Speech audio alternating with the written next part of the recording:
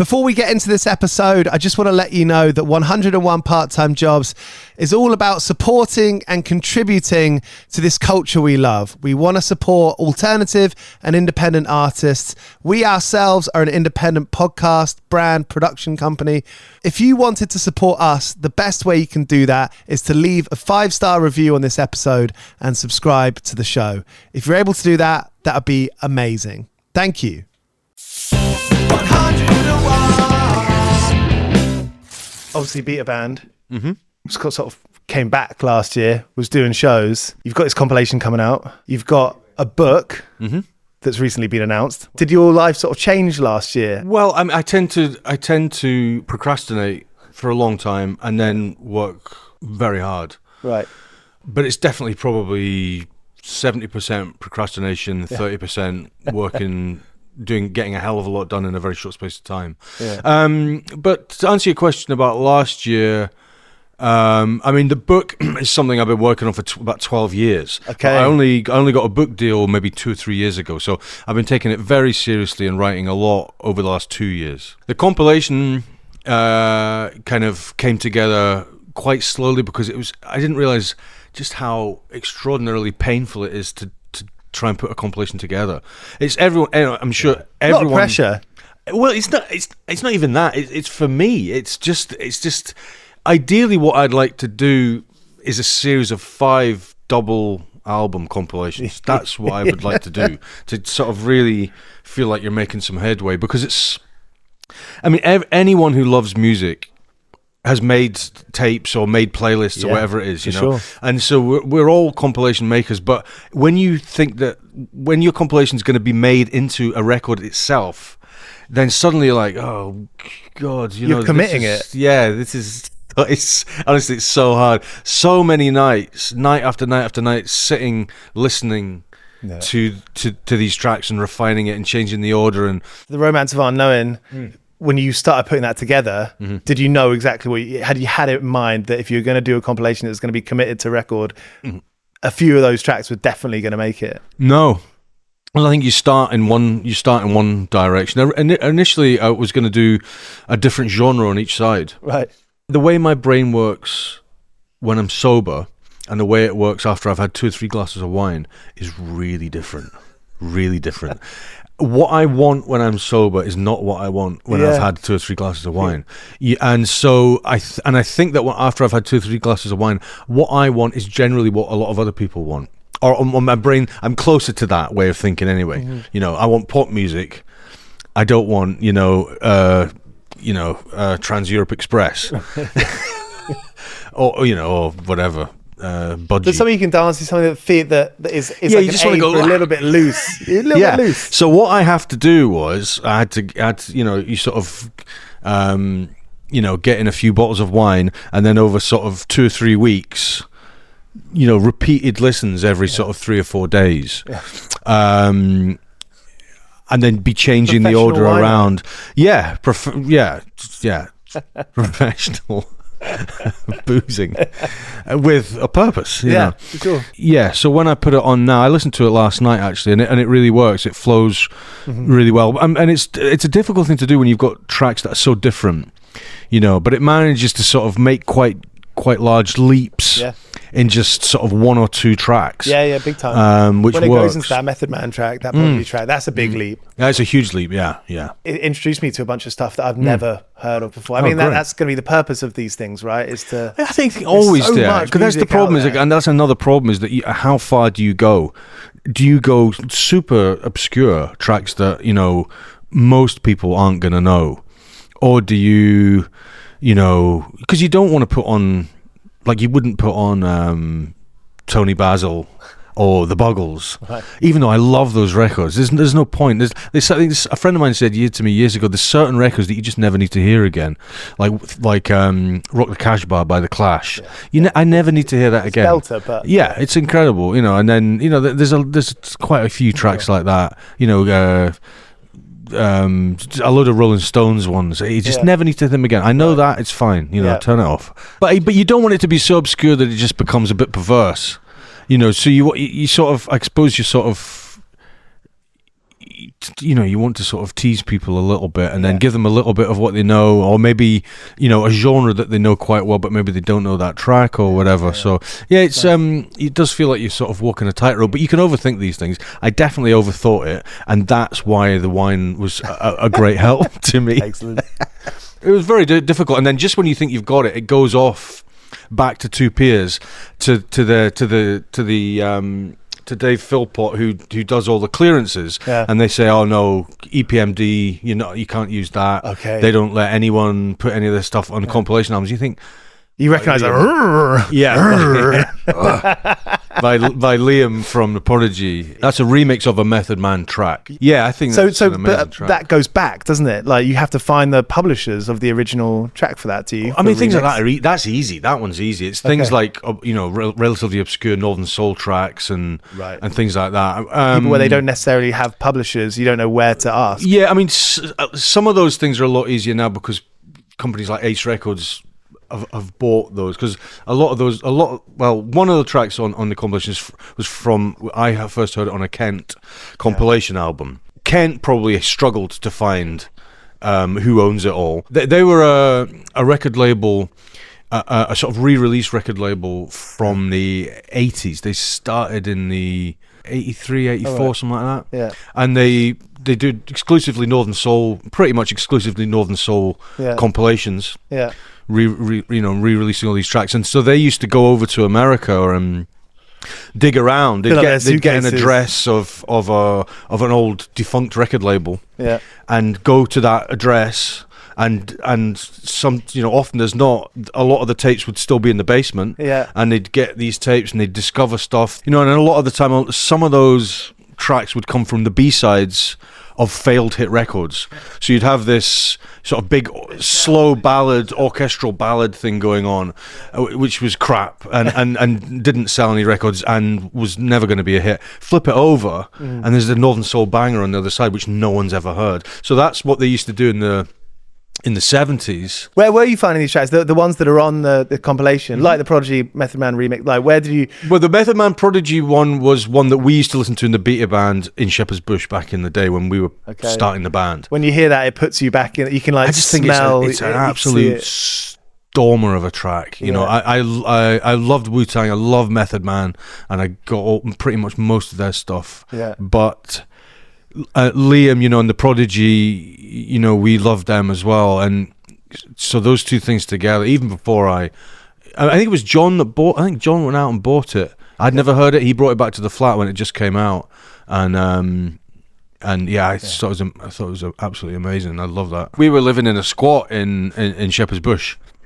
with a ironing board as some sort of mechanism to stop people coming into the flat. That was we didn't really have a front door.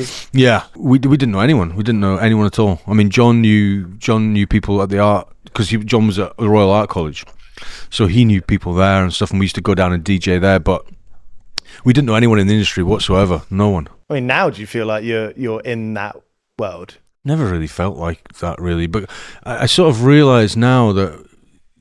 A lot of if you want to be really successful, you have to sort of really make hay when the spotlight's on you, and you have to go to those parties and mix in those, because those parties, certainly in the 90s, definitely all those parties were happening. Very social. The social things with all the other bands and the managers and the producers and the labels, they all get together. But there was a few things going on with me. I had an inferiority complex. But I was also quite incredibly confident about my own music.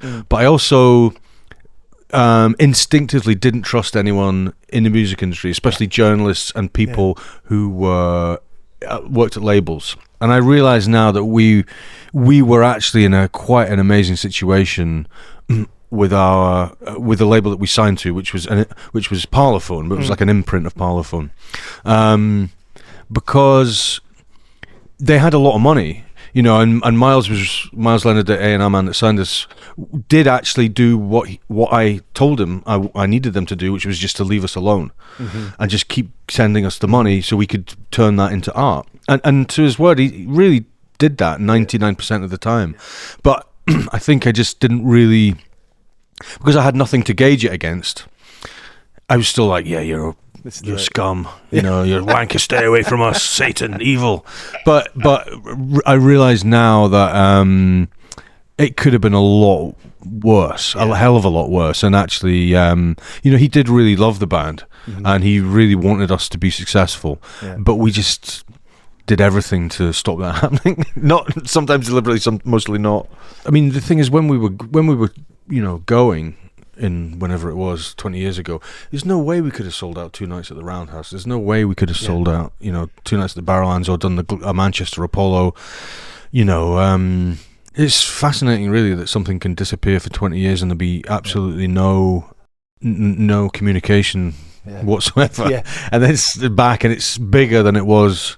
And you have like 15-year-olds now discover it, definitely, and going as a family. Great. Wicked. No, it's incredible, cool. Really. There are a lot of similarities between say writing an album and writing a book. There's in that you start with absolutely nothing, and finally the end thing is that you've got, you know, a record to hold full of all these bits of music you made, or you have a book. And the other thing that's very similar, and one of the things I love about it is it's all in your head. Yeah, and it's just a matter of getting it out of your head. There's imperfections there. Like there's imperfections in your memory. There's imperfections in like the way you frame. Yeah, well, right at the start of the book, I just say, you know, this is my book. These are my memories. You know, be aware. I never let the truth get in the way of a good story. You know, and why should I? You know, always print the myth. Yeah, you know, because a good lawyer for that. Yeah, it's just, you know, I mean, yeah, this is post-truth anyway, this whole time, isn't it? So I don't care. But, you know, always print the myth, man. It's so much more exciting. But yeah, there are a lot of similarities, but I suppose the interesting thing with the book is just the guy that was sort of pushing me on to the finish line. I was working with, called Peter Stoneman. You know, I thought, you know, so many times I thought there's no more. I don't have anything else to say. And he said, well, what about that thing you were talking about the other day? What was that? And then we'd have a conversation. He'd record it, then he'd type it up, send it to me, and I'd go, yeah, actually that is quite interesting. So then I'd go off and write about that thing, and it would lead to other things. And so he was great because he just kept. I mean, I remember. Once I'd signed the book deal, I had a meeting. I was talking to Peter Stoneman on the phone, and I said, you know, we must be quite close now, you know. And he said, well, you're contracted for 100,000 words. I said, all right, and how many have I done? He went, about 35,000. No. So what do you do in that? Well, at that point, you just think, this isn't possible. What are you talking about? 100,000 words. But of course, you know, once you've fleshed out, because once I got into the rhythm of writing, my writing improved dramatically. Right. So then, of course, you're going back and rewriting and fleshing out and realizing that you can expand a lot of these ideas and what have you that you started. That's like initially. Really learning on the go. Yeah, but it was great. I loved it because it's incredibly satisfying to be writing and it's going well. When it's going well on all these, you know, and you can see down the line, you can see where you're headed, you can see the jokes to put in and or the references to make, kind of foreshadow stuff. Yeah, it's when it's going well. Especially, I've written whole chapters in a day. You just start I take my daughter to school, come back, have a cup of coffee, start. And then by sort of sometimes 6 o'clock, you've done a whole chapter, and it's that's good work. And you don't feel like you've done a day's work at all. It's just like this. It's the same when it used to go really, really well with music. It just feels it's like nothing else. It's like it can be, you know, like anything artistic. It can be the easiest thing in the world, or it can be the hardest thing in the world. And the trick I learned a long time ago is when it's hard, just walk away. Right. Just walk away because you're not achieving anything, you know. So the title of the book is Failure is Always an Option. And I think the tagline is something like, well, we've just rewritten it recently, you see. So because it was a bit too, because it's not just about music. It's not just about the Beta Band. And I felt like the Yeah, the tagline thing. It's synopsis. It was just a bit too, here's a book about the band. Yeah. And I thought, well, it's not. That's not really what it is. So I wanted to, I put in something about the mental health coalface, youth culture, and music and stuff. So it's a bit more. It feels a bit more honest. I think that's what I want to read about. I think that's what people want to read about. It's like a human story. It's basically just a load of It's basically just a load of stories, snapshots of things that have happened to me throughout my life that hopefully I think bear retelling. Yeah, like it. I've got like a great grandfather who was quite a famous mathematician, and he really? designed Victoria Docks, and his I don't think he's buried there, but he's got like this stone in Kensal Rise or Kensal Green Cemetery. Mm-hmm. And there's an amazing poem on it. And there's two lines that I always kind of think about. Never doubted the clouds would break. Never thought that adversity would kind of overcome. Yeah. And I think about that a lot. And I think that's a very human thing. Yeah. Everyone experiences adversity. Experiences. That's the thing about adversity. And, if I've learned anything else as well, it's just to keep moving forward. And even if that is literal and it's just putting one foot in front of the other, is keep moving forward, because as soon as you stop, you can grow roots in that situation, and you don't want to do that. I don't know what the next thing is. I think I'm enjoying at the moment having a break from making music. I mean, I've been on that album tour treadmill for 30 years. So I'm enjoying having. Last year I did make a little bit of music because I'm sort of we're doing a collaboration. Me and two friends are trying to work on a thing at the moment. How do you know if it's Steve Mason, King Biscuit time, be a band? How do you work out? Well, because everyone involved approaches it differently. If it's a Steve Mason thing, or if me and you form a band called Will Bill Withers. Yeah.